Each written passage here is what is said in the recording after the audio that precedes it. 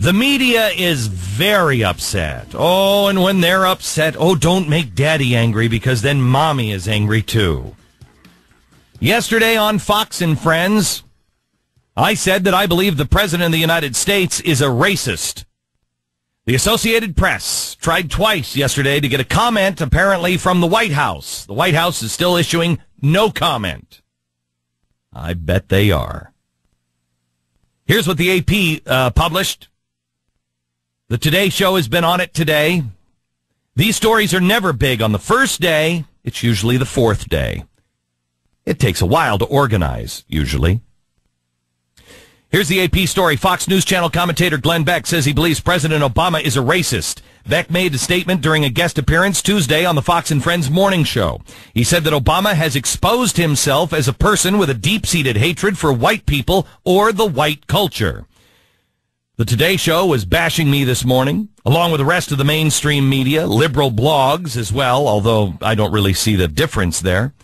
The media is asking me to explain why I think the president is a racist. Okay. Let me start with this. Since when did they need evidence before blindly embracing accusations of racism? They've certainly never bothered looking for it, when it was a conservative who was the target. I guess it's a refreshing reversal of decades of policy, but there's also another reversal here.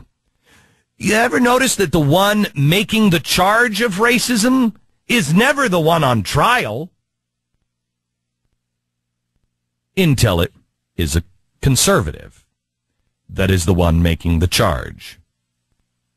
Before we get into specifics, let me say this.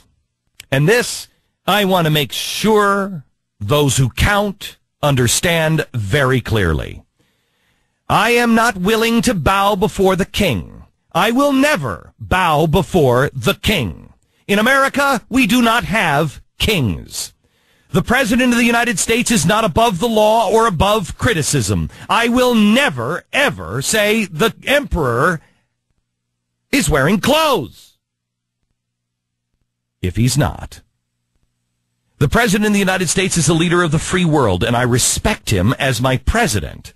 But he must remain accountable to the people for his words and his actions. We are, as of today, still a free country, and I will exercise my right to free speech and opinion. In a larger sense, this is what this story is really all about. But just know, you are never going to shut me up. You might take away my radio show or my television show. I may have to go live in poverty someplace. Hopefully I'll get a handout then from this government, which I will then refuse, because I will be the one standing in the line saying exactly what I'm saying today. So let's start here. By the way, I hope everybody, the right people heard that. Let's talk about why I said what I said. Start with the low-hanging fruit here. Let's define racism. Definition: discrimination or prejudice based on race. What's discrimination?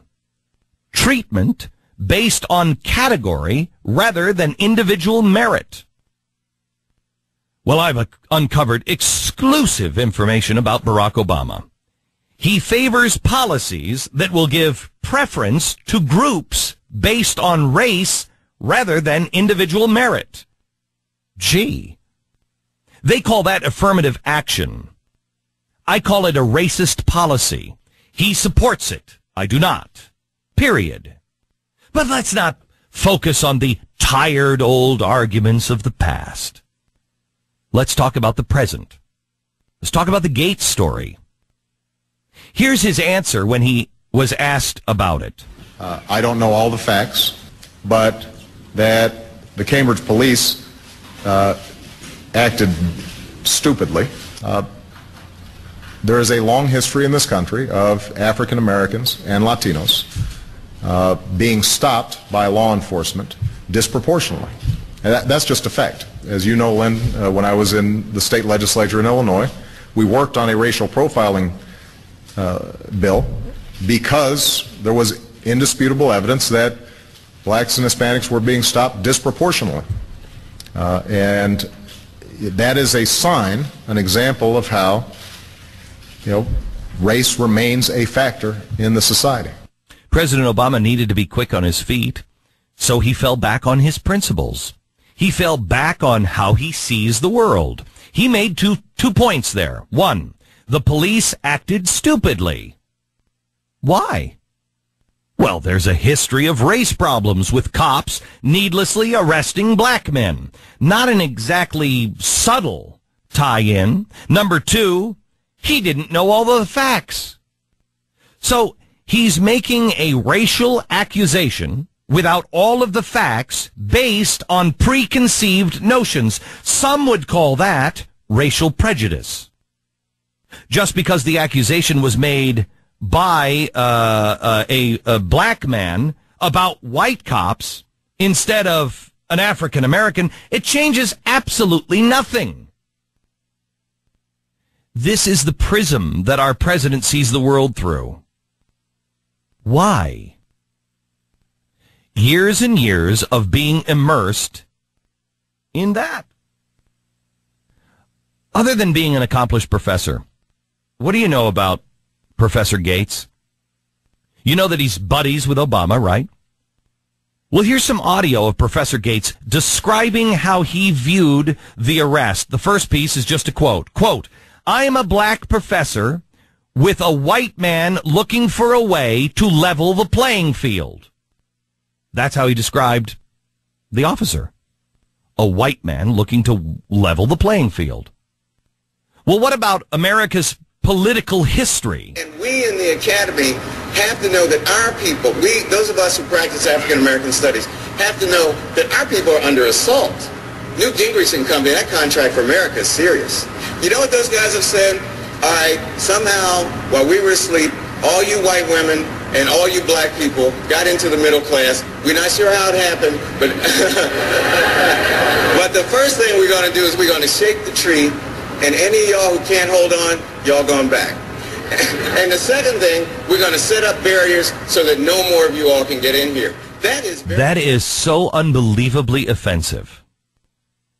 Here's his opinion of those crazy hicks in the South. I taught at Yale for 9 years. I taught at Cornell for 5 years. I taught at Duke for one long, painful year. And then, I ain't lying. I don't even like the airplane to fly over North Carolina. Oh, I know. He doesn't even like to fly over the state of California. That's not extremist, and I can understand why you don't like Duke. I mean, geez, their players rape black women. Or, wait. No, they didn't, did they? Gates is just at the top of the headlines. Another one there, Van Jones. This is Obama's choice for the green jobs czar. Before this job that Obama elevated him to, his life's work as a self-described communist-turned-community organizer was fighting the prison system. Why? Because they needlessly imprisoned too many African Americans. Does this sound familiar? And of course we have Sotomayor, his choice for the Supreme Court, the wise, using her words, not mine, the wise Latina woman that can make better decisions than a white man. But let's not forget what the Obamas themselves have said. She is a typical white person who, if she sees somebody on the street that she doesn't know, there's a reaction that's been bred into our experiences. We've talked a lot about him trashing his own grandmother here, but more importantly, he sees the world as a place where the typical white person is afraid of those who are different. Also, this was bred into his white grandmother. Let me say that again. This was, quoting him, bred into her. Gee, wasn't Jimmy the Greek fired for something like that?